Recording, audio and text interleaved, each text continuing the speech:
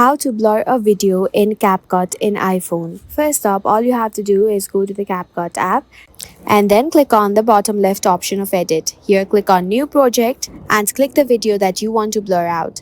Click on add on the bottom right corner and here let the video load for a few seconds.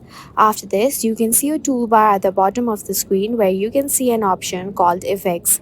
Click on the effects and then on video effects. Here you have many effects which you can add to your video. Scroll through it and then click on lens. Scroll to the lens option where you can see many options of blur.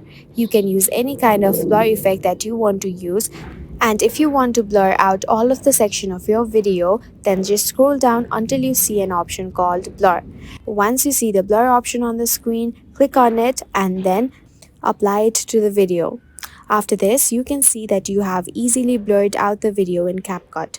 You can also select the duration, and after you are done, click on the export option on the top right corner. I hope this tutorial helped you. Thank you for watching and do subscribe to our channel for more such useful videos.